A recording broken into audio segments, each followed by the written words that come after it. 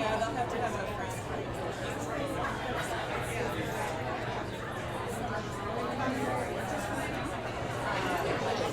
Morning.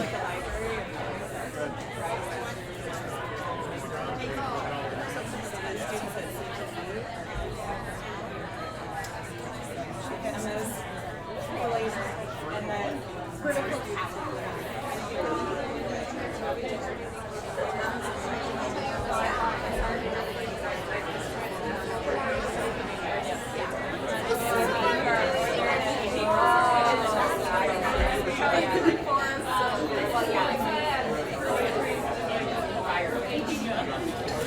Good morning and welcome to the 2019 Innovation and Education Breakfast. Thank you all for joining us as we celebrate our teachers and hear from Dr. Maher. I would like to take the time to recognize the First National Bank in Sioux Falls, First Premier Bank and Premier Bank Card, and SDN Communications for sponsoring this event. Please help me thank them.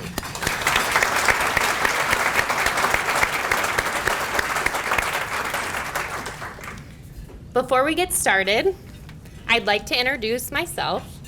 My name is Allison Smith, and I am the Executive Director of the Sioux Falls Public Schools Education Foundation. Growing up, I loved school. In the summer, when kids were swimming at the pool or going to camp, I was at Lincoln Elementary with my dad, the principal, unboxing textbooks, tempera paint, and construction paper. I'd stamp each textbook cover and label it Property of the Yankton School District, 63-3. I spent hours in a gym that was 95 degrees because they didn't run air conditioning in the summer, counting parental release forms, field trip waivers, and lunch menus for each teacher. Although I haven't become a school secretary yet, I am working to enhance education, and it is my pleasure this morning to share part of our story. I just passed the one-year mark with the Education Foundation, and it has been a whirlwind year in all the best ways. I had an opportunity to present 53 first-time teacher grants worth $200. I read each innovation and education grant submission, and I visited previous grant winners to see how they're using all of these materials in the classroom. One of the best parts of the job, hands down, was surprising about 40 teachers on prize patrol when we showed up in their building with candy, balloons, and a check to purchase all of the materials that you learned about before you sat down. We had teachers jump out of their chair when we announced their names, and others got a little choked up, overcome with emotion. It truly is like Publishers Clearinghouse for teachers. We couldn't do what we do without so many of you in the room. And first off, I wanted to take a minute to thank all of the teachers for giving our students these incredible hands-on immersive experiences. What you do every day in the classroom matters. Thank you.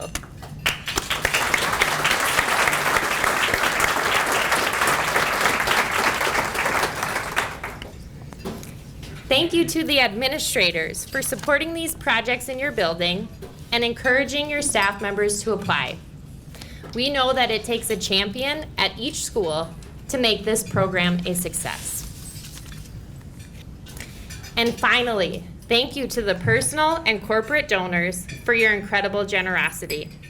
Your donations make these grants a reality for our teachers, and you are the reason students fly drones, travel around the world using virtual reality goggles, and learn skills like teamwork, problem solving, and critical thinking when building robots.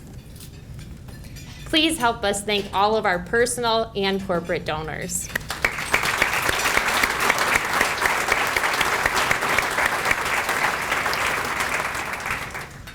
As I said, the past 12 months have flown by, and I am excited to work with the board to build on our momentum so that we can close the gap in funding that currently exists for our teacher grants.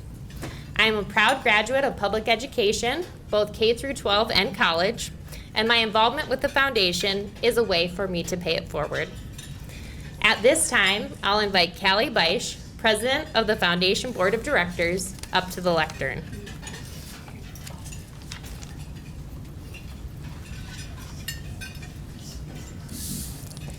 Good morning.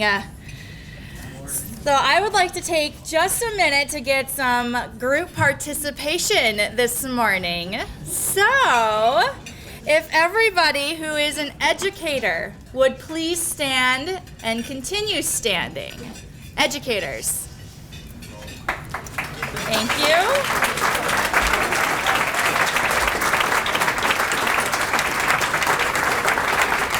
And let's add to that group our administrators. Fabulous. Thank you. What about those who are parents?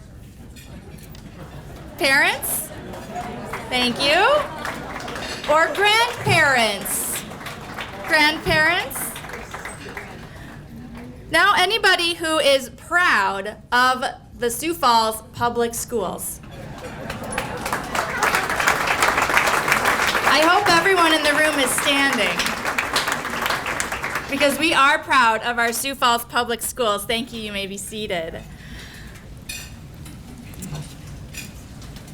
It's always good to get a little exercise in the morning. Well, my name is Callie Bosh, and I am chair of the Education Foundation Board of Directors. I work at Eide Bailey. I am a CPA in the tax department, and I have personal ties to the Sioux Falls School District. I am the proud daughter of two 9th grade English teachers, and I went to Mark Twain Elementary, Patrick Henry Middle School, and I graduated from Lincoln High School. My oldest daughter, Natalie, is going to be a 2nd grader at Robert Frost Elementary, and my husband, Tyler, is a 6th grade science teacher at Edison Middle School. This morning, I'd also like to thank the sponsors and the individual and corporate donors who make this Education Foundation a tremendous success and who support our programs. Last year, we provided 75 grants to 96 teachers.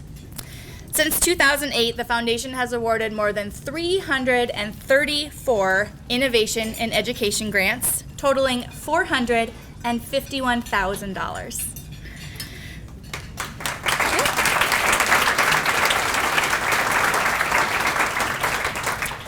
We have supported 562 first-time teachers with grants to help them purchase supplies and materials for their classrooms. And we've also been working to grow our endowment at the Sioux Falls Area Community Foundation. And our balance right now, I am proud to say, is around $125,000. Thank you. Now, as chair of the board, I get to work with 14 other fabulous board members to advance our mission, and 6 individuals who work and volunteer on the grants committee. If you are a board of directors member or a member of the grants committee, would you please stand and be recognized for your contributions this morning? Thank you.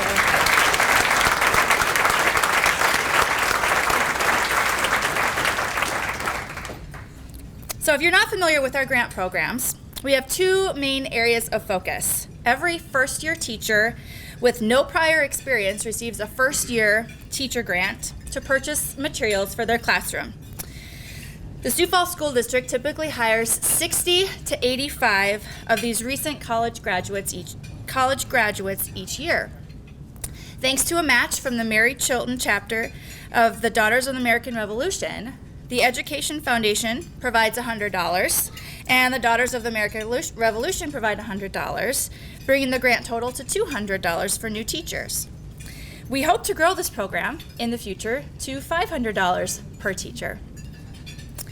The second program, and by far the largest part of what we do, are the Innovation in Education grants. Any teacher in the school district can apply for one of these grants, up to $10,000 in funding for materials that are not financed by tax dollars. Educators have used the funds to buy light tables, flexible seating, audiobooks, coding robots, 3D printers, garden growing systems, musical instruments, and so much more. One grant can impact hundreds of students in the classroom and can be used for several years to come. An outside committee of volunteers screens all of the applications using a rubric, and they make the final funding recommendations to the board. And after all the applications are screened, the committee members do not know the names of the teachers or from which schools they are from. It is a competitive process. Once the funds have been allocated, we start prize patrol. Working with administrators, donors, volunteers, and board members, we surprise the teachers who have won the grants.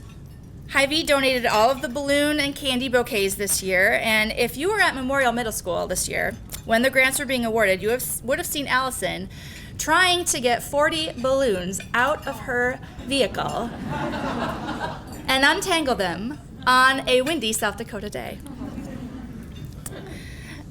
Anyone who donates $1,000 or more to the Education Foundation will be invited to go on prize patrol for the 2019-2020 school year. In addition, thanks to the leadership shown by Mike, Cindy, and Callie Huther, we piloted a student success fund this year. The Huther's family $10,000 donation was used to help social workers purchase emergency food, clothing, and personal hygiene supplies for families fleeing domestic violence or for those who are in emergency situations. The school staff members then tried to connect those parents and families with already existing programs in the community. The Student Success Fund also provided GED scholarships to students who couldn't afford to take the test. Even with funding the new teacher grants and our education and innovation grants, there's so much more we can do as an education foundation to help students in our Sioux Falls School District. In an effort to raise additional dollars this year, it is my pleasure to announce for the first time details about Public School Proud. It is a student showcase and a reverse raffle event the Education Foundation will be hosting this November 7th at Raven Industries. The foundation will be featuring students from our high schools. The culinary arts students from CTE Academy will be preparing and serving the appetizers, and students in music and dance ensembles will be invited to perform as our entertainment. Tickets are $100 each, and that includes entrance to the event, appetizers and desserts, drinks, and a chance to win half the pot of the ticket sales or donate it back to the Education Foundation. This event is currently sponsored by Vance Thompson Vision, Cutler Law Firm, First Dakota National Bank, and Raven Industries. If you're interested in attending this event, there is a sign-up sheet on your table, and so write your name on it, and a member of the foundation will be contacting you. It's just a sign-up sheet. It just shows your interest in the event. It's not committing you to go. In a moment, we'll hear from two of our innovative educators who are our newest grant winners. But before introducing them, I just want to take a minute to share how proud the Education Foundation is of our teachers, our administrators, and the staff of the Sioux Falls School District, and their impact on our children, grandchildren, and our students. So we encourage you to share why you are proud of the Sioux Falls School District by sharing a story, a memory, or a favorite teacher from your school years. Share it to your social media site, Facebook, Twitter, Instagram, to tell the community that we are #PublicSchoolProud. So without further ado, we'll get to the heart of this program. You'll be hearing from two of our recent grant winners and how they'll be using the materials that they purchased in their classrooms this upcoming year. So our first speaker received $2,600 for her grant, Adapted Toy Lending Program. So please help me welcome Christine Smith.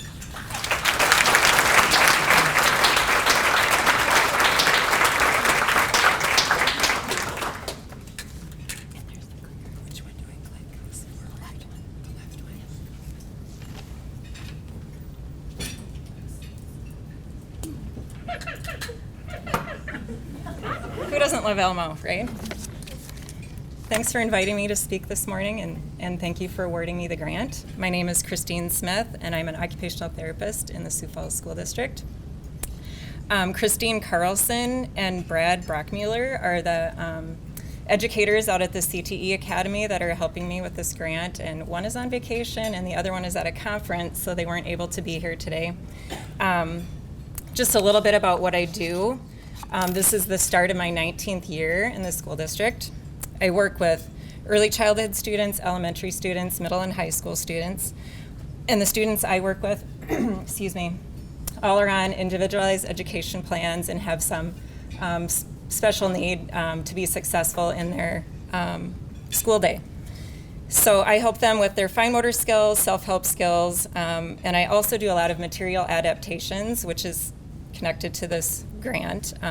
I also do consulting with teachers. I'll have a lot of teachers ask me, hey, the student I'm really struggling with, what should I do to be able to make this material accessible for them, because they might have limited movement and those types of things because of whatever physical disability they might have. So I do a lot of consulting with teachers. Oops.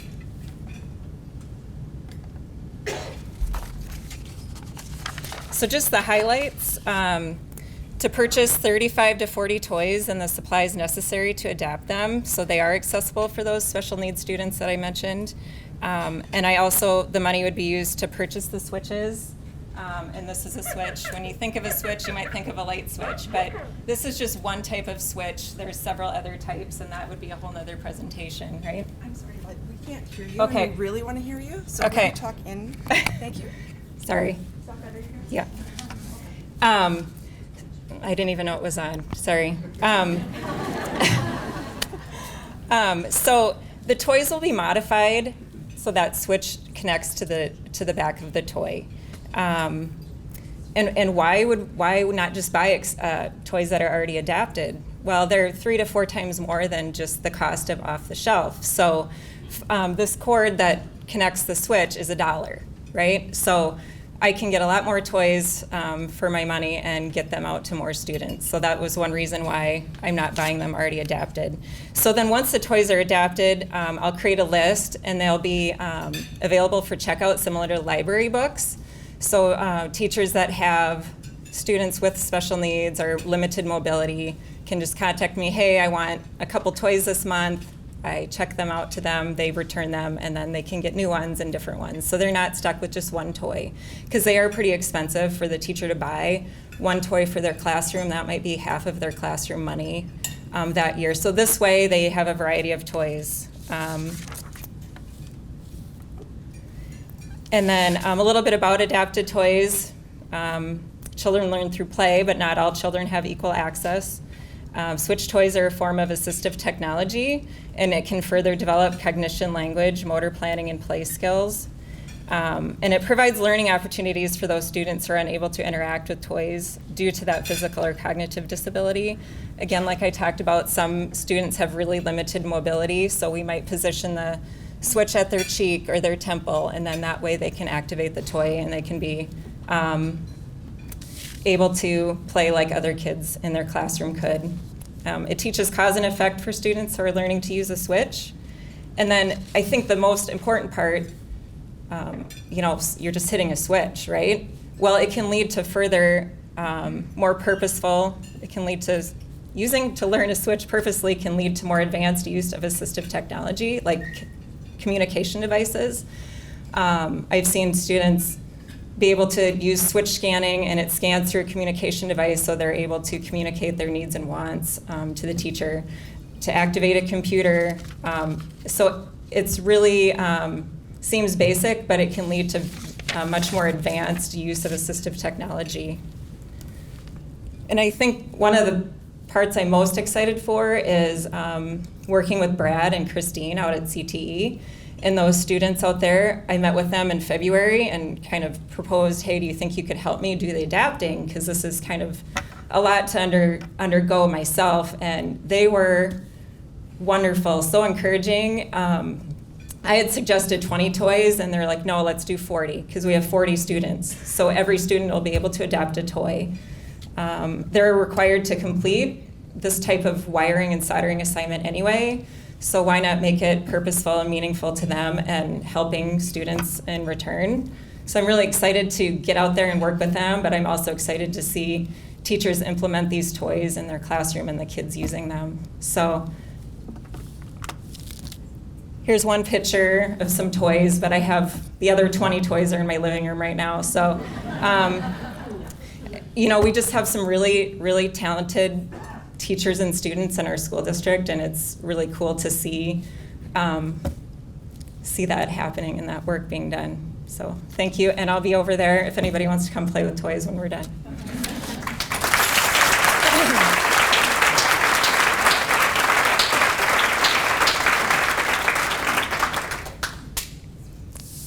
Thank you to Christine. Now I would like to invite up Britt Sampson, who is one of our grant recipients this year. She won a $5,300 grant for virtual reality goggles. Please help me welcome Britt.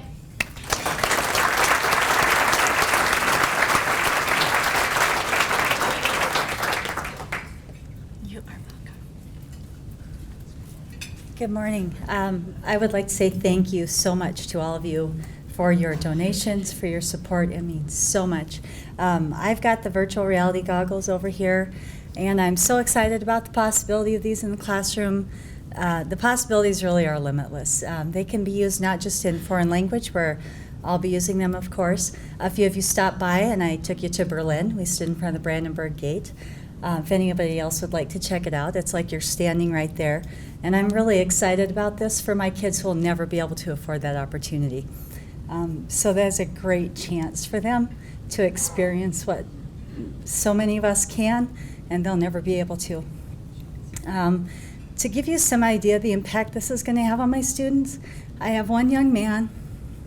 He's struggled in school a little bit.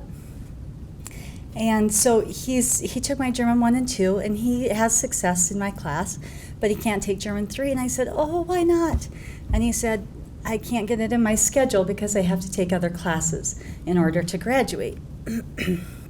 So I said, oh, that's too bad, darn it. And when he found out we got the goggles, he said, Frau Sam, and he's a big video game player, this kid, okay, I mean, he loves video games. So he goes, Frau Sam, when you get those next year, I can't be in your class, right? But can I come in after school and use them? And I'm thinking, I go to play games or what? Because that's where I'm around teenagers all day. I'm thinking they're talking about Fortnite and stuff constantly, and I'm thinking, I hope he knows it's not what they're for. They can't really, connect to that on the school network. And he said, no. Can I come in after school and you can do with me what you did with class? If that doesn't say something about the power of that for engaging kids, that he wants to come in on his own time after school to try those on. Wow. Sorry. Thank you all so much. I'm just very excited, and if you'd like to check them out, stop by after, and I'll be happy to show you. Thank you.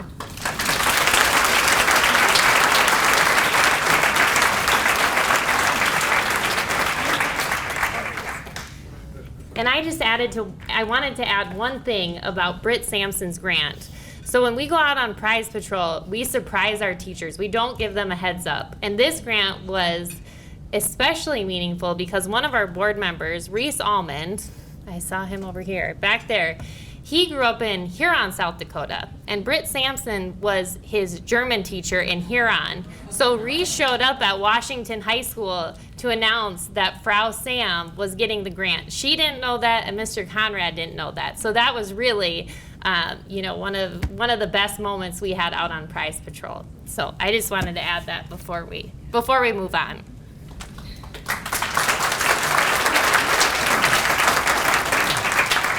Thanks, Allison. Now I'm going to turn the podium over to Anthony Peyser, and Anthony is one of our newest board members, and he is from Thrivent. Thanks, Anthony. Thank you, Callie. How about another round of applause for all the work that's going on in the district?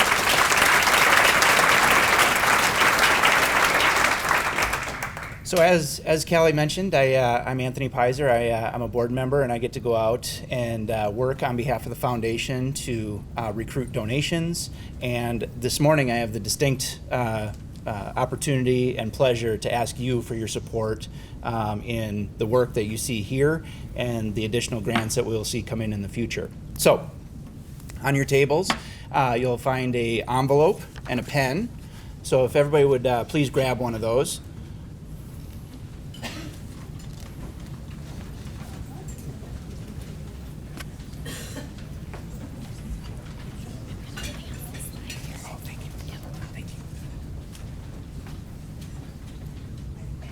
Excellent. And if you'll take a moment to look up at the screen, we've broken out a few tangible opportunities in terms of ways you can engage the foundation financially and what that represents to the grant program and obviously the recipients of those grants, what they can buy with it. So we just want to give you a tangible idea of where your money can go.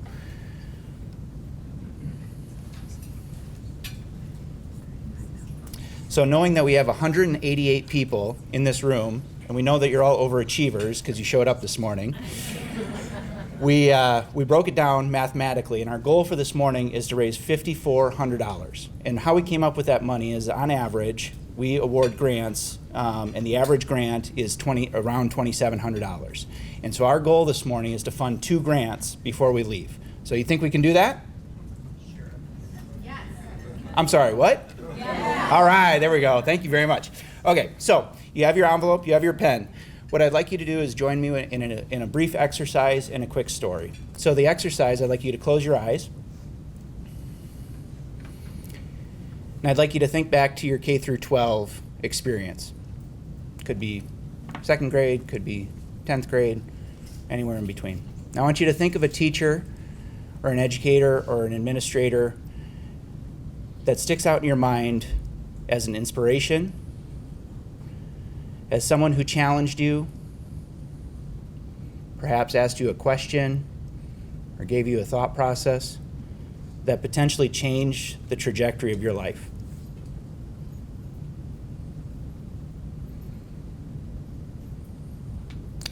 When you have that person's name and you can see their face in your mind, I want you to open your eyes and I want you to write their name on that envelope in front of you.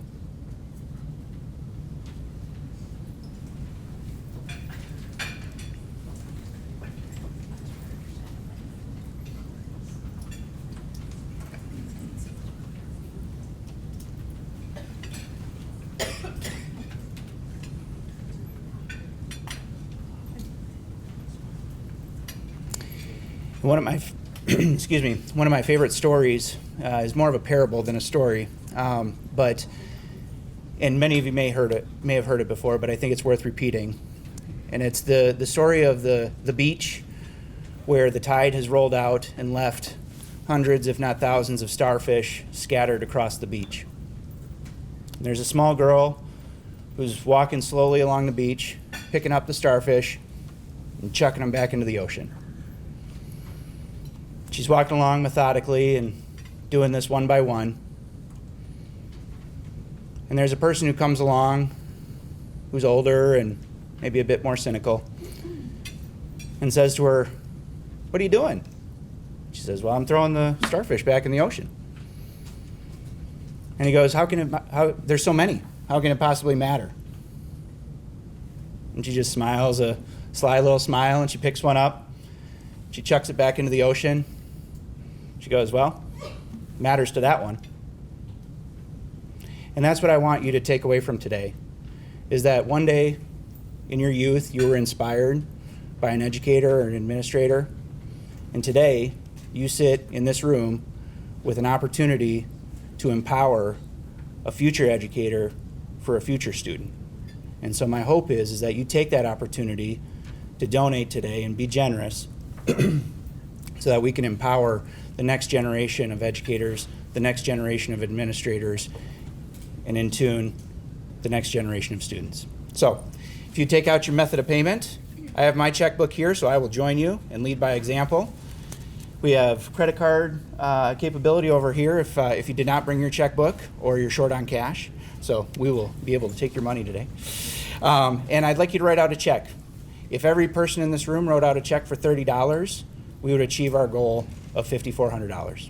So I'll give you a moment to write out that check and put it in your envelope and submit it in memory of the person who you wrote on that envelope. I'll give you a minute.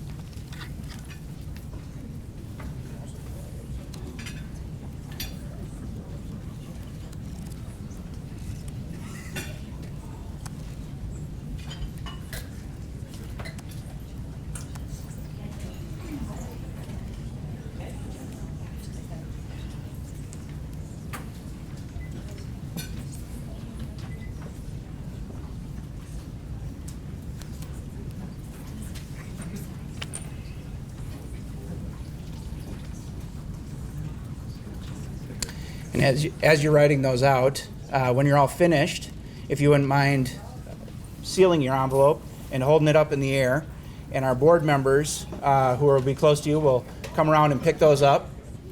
And at the end, we'll have a tally for you to see if we achieved our goal. So hold them up high, and we'll come around and grab them.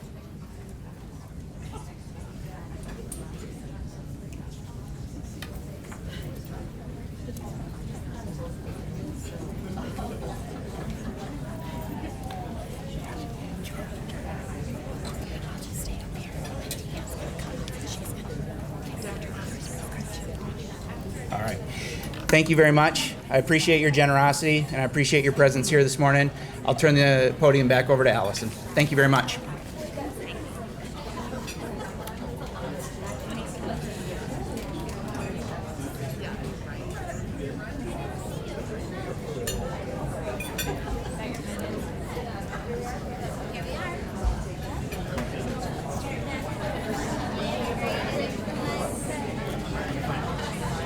Thank you all for participating in this exercise. If you were able to walk through and visit with our grant winners, you see the caliber of teachers and educators and occupational therapists that we have in this district. And it is truly one of the best things to be able to go into the schools and give those teachers a check so that they can purchase these materials. Like Anthony said, we at the foundation have an opportunity to say yes when the district isn't able to because of cash-strapped budgets. And so it truly is an honor for us to be good stewards of your dollars to support all of our teachers. So we're wrapping up the foundation part of the breakfast, and now we'll move into the second part, and we are going to invite Dr. Brian Maher up here for the 2019 State of the School District.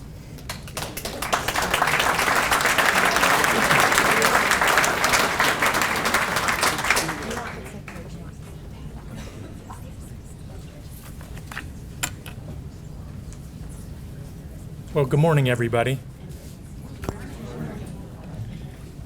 A couple of comments before I really get deep into this. I think as Britt Sampson was up here, she talked about how the virtual goggles were engaging her students. And where did you go, Britt?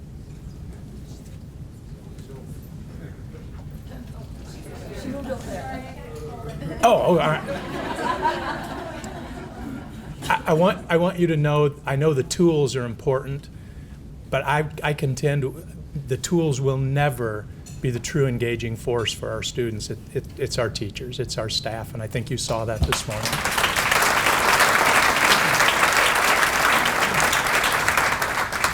What an honor it is to be here and to be with you today. This is my 5th year already, and many people still call me the new superintendent, and I hope you do until I leave. Because I still feel like the new superintendent. There's a lot of new things happening all the time. And one remembrance I have this morning is the first one of these I walked into in the summer of 2015. And probably a third of this room would have been more than enough for what was a great breakfast even that morning. But as I walked in today, I just went, wow, this is incredible to see all of these faces and to be in this beautiful setting. And gosh, I wish I could walk out of here and play a little golf as well when I was done. Thank you to the Education Foundation. Thank you to the Education Foundation Board of Directors. Your work is substantial, your work is necessary, and your work is appreciated. I want to also thank one other board, the board that I work directly for, the Board of Education. We have 5 board members. Cynthia Mickelson, Carly Ryder are our president and vice president this year. Board members Kate Parker and Todd Tolke are veteran board members, and brand new board member Nan Baker. And I know Cynthia Mickelson and Nan Baker are here, and if any of the other board members are here, please stand and be recognized, and thanks for all of your work for kids as well.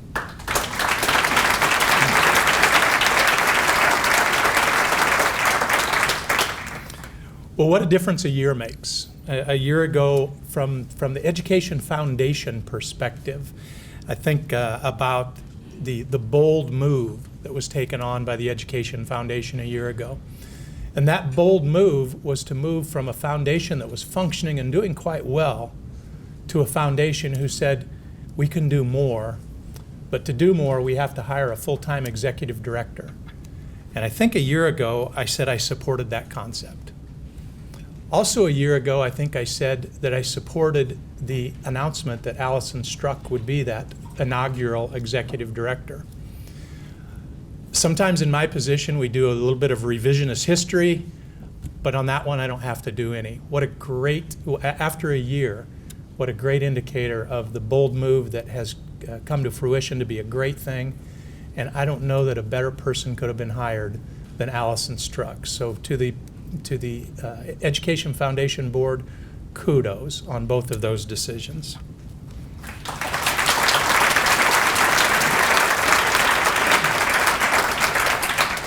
One year ago, as a school district and as a community, we were preparing for a bond election. You remember the bond election that was the largest not only in our city's history but in our state's history. And we were incredibly nervous about the outcome of that particular election. We knew we put in the work. We knew we engaged the community, or at least we thought we had engaged the community. We did that in many ways, but in one way in particular, we did that with a task force that was led by Nan Baker, who wasn't a member of the board then, and Vernon Brown, who has been a longtime supporter. And I don't know if Vernon's here this morning.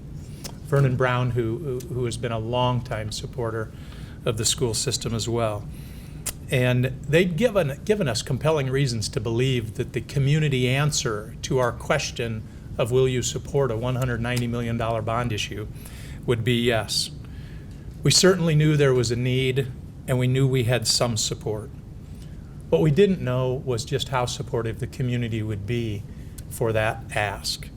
The bond issue passed with an 85.46% yes vote. I have yet to find a bond issue anywhere in this country, and I've asked, with greater affirmation of a bond than the one we experienced here last year.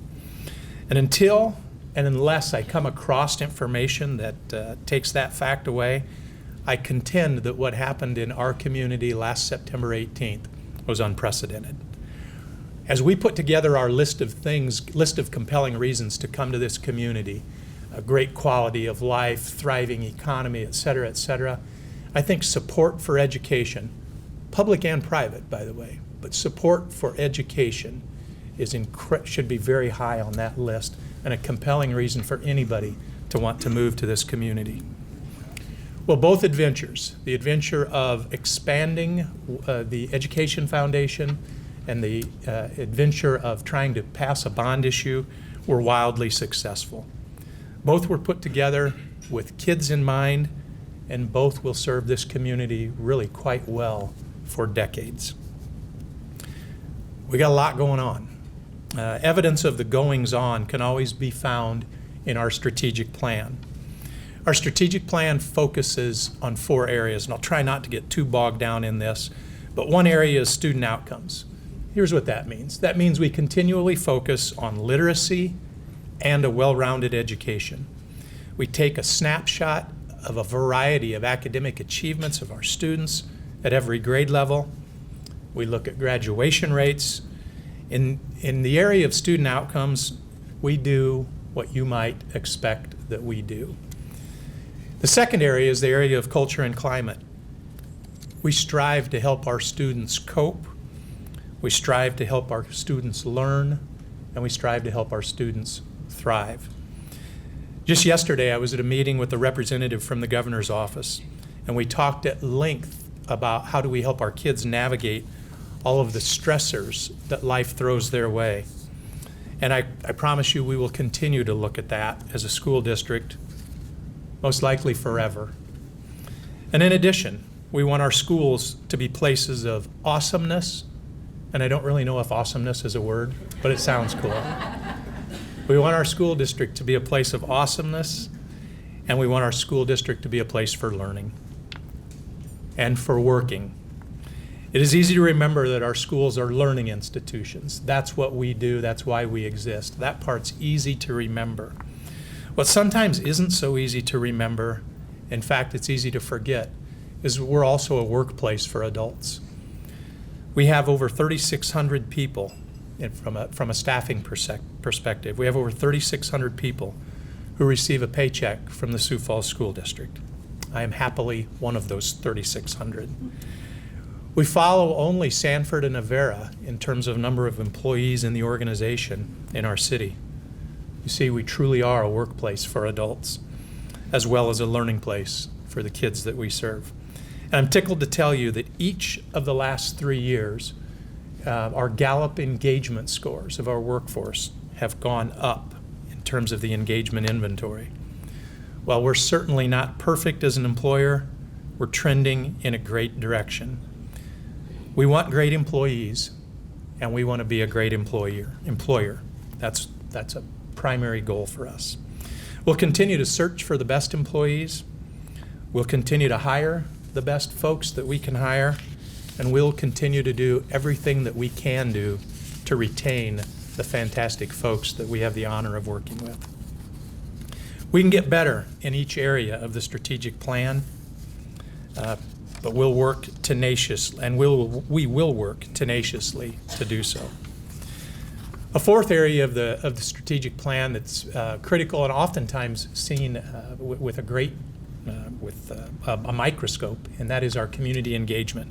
And I'll give you 2 examples of many, many, many examples I could give you where we really employ the community to help us figure out what we need to do. The 2 examples would be, one, the strategic planning process. We went through a comprehensive and a robust strategic planning process that manifested itself in a document 4 years ago. That manifesto is what drives what we do today.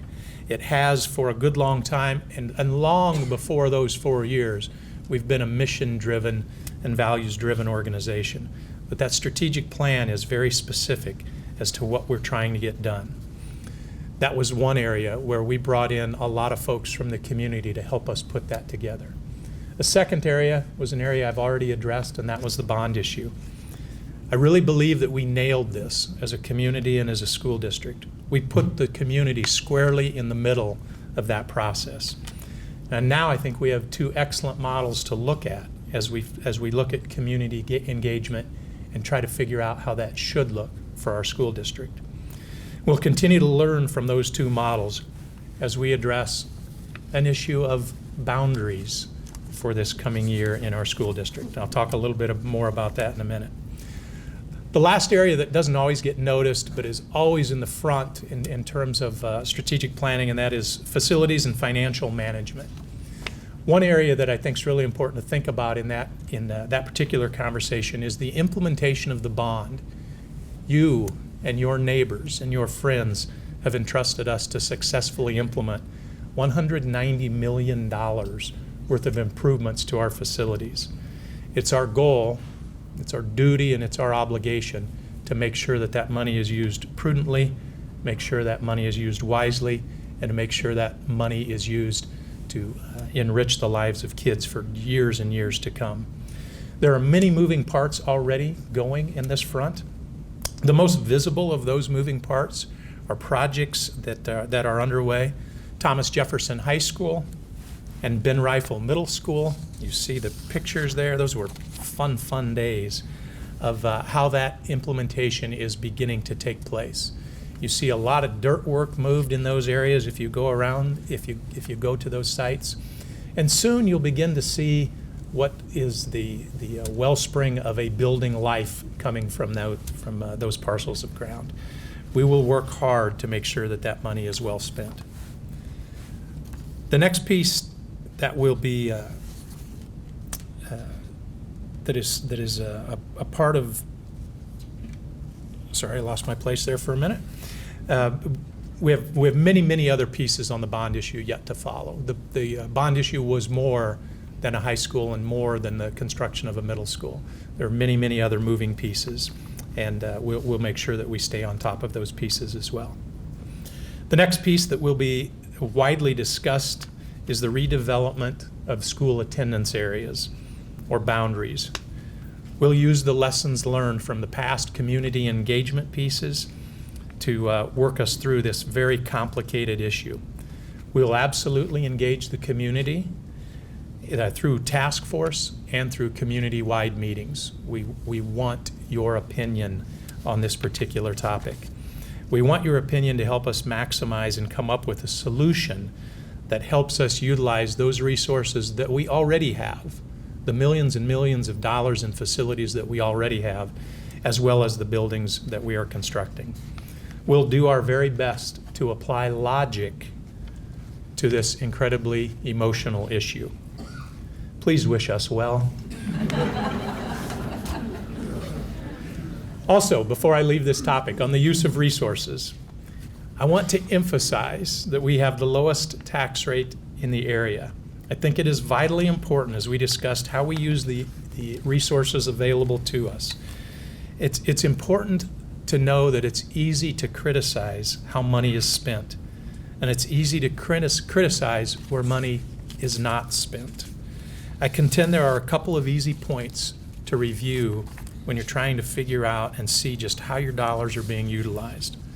One of those data points is comparison, and I'm talking about an apples-to-apples comparison. On that topic, we have the lowest owner-occupied levy in all of the 11 districts that we call our neighbors. By the way, we're significantly lower than the next lowest district. And if you'll look at that chart that's very hard to look at, you'll see it's not because we have the most money behind every student that we have. There are other compelling reasons to look at there. We're not above scrutiny when it comes to the utilization of resources.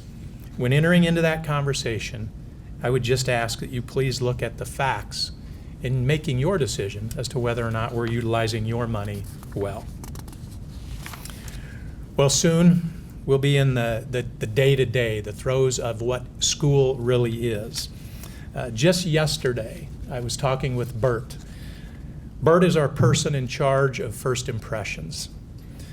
By the way, that means Britt sits in the front at IPC, the central office. And by the way, she is spectacular at making a great first impression. Anyway, she told me just how busy IPC has been this week. And I told her, Britt, don't worry about it. It's going to slow down next June. We can't wait for the arrival of students. We can't wait for the arrival of the rest of our staff. I recognize that I'm very biased in my opinion, but I believe we shine when kids are in session, and we will emphasize total student development every day. That's what we do. That's why we have the jobs that we have. So what can we expect going forward? Where are we headed? I'm reminded this year, I was watching PBS here a few weeks ago about the launch of Apollo 11 and the first steps on the moon. I remember watching the first steps on the moon.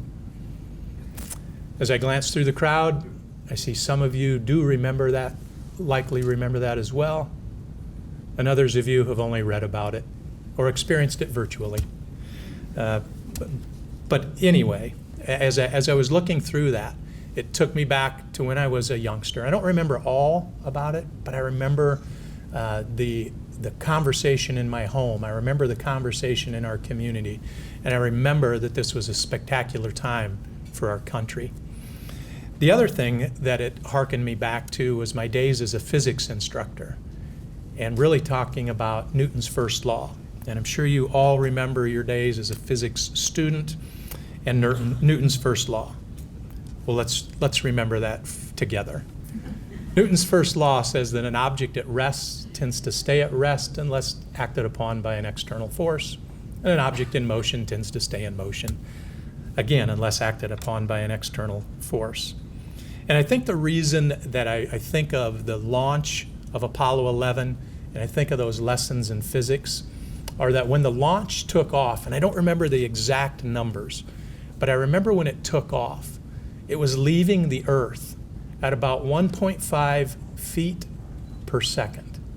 How slow is that marvelous scientific contraption leaving the ground? Just so unbelievably slow. But then it continues to gain momentum, leaves the atmosphere of the Earth, and then gets into orbit. And at that point, unless it's acted upon by an external force, it's just going at an incredible rate of speed, the momentum of which would be very difficult to stop. I would tell you we have one area that's critically important to our society, critically important to our school district, where we need to look at that, and we are very much in the launch phase of moving very slow. And that's addressing issues of mental health. You might hear us talk about it as social-emotional learning. That those two aren't one and the same, but they're very, very directly related. And if you think about that issue, the whole mental health issue, think about it as a societal issue. Think about it as a community issue. It's no surprise, or shouldn't be any surprise, that we deal with that in our public schools. We are a true reflection of what you see happening in our community. Almost always, that's just a great reflection to see. But sometimes it's things that you don't want to talk about, like mental health. And those are some things that we are dealing with, we're working on. We're trying to figure out how do we best support kids and staff. This isn't just a student issue. This is a societal issue. And that means all of our kids, all of our staff. We've got to take care of one another. My son-in-law graduated from the University of Nebraska Medical Center in May. And in May, I had the great pride of watching him walk across the stage. But prior to him becoming Dr. Long, the speaker talked to this group of physicians about their duty, their obligation, their role in society, and how important it was. But he talked about how incomplete their ability to perform that duty would be unless they took care of themselves. And I'm thinking that's true for our physicians, that's true for our teachers, it's true for our administrators, it's true for our students. And so our theme this year in the Sioux Falls School District will be one that I ran across from Margaret Wheatley, so it's certainly not an original thought of mine. And that is, take care of yourself, take care of others, and take care of this place. Take care of yourself, take care of others, and take care of this place. And I think if we can even move 1.5 feet per second on that issue this next year, we'll have a highly successful year in the Sioux Falls School District. That will be our mission. And with your support this morning, and your support to the Education Foundation, and your support to what we do in general, we can get a lot done in the next year. I thank you for all of your support. I know that together we shine much more brightly than any of us shine individually. I thank you for allowing me to be the superintendent of this tremendous school district, and I wish you well as you go forward today.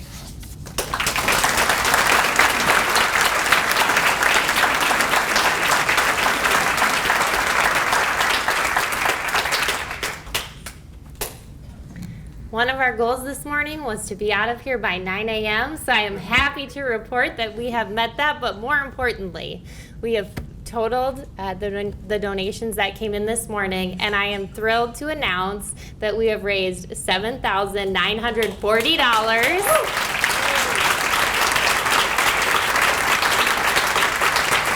Which will allow us to fund 3 teacher grants for the 2019-2020 school year. Thank you so much to all of you for attending the breakfast, for making the donation, and for supporting our teachers and our students. Have a great day.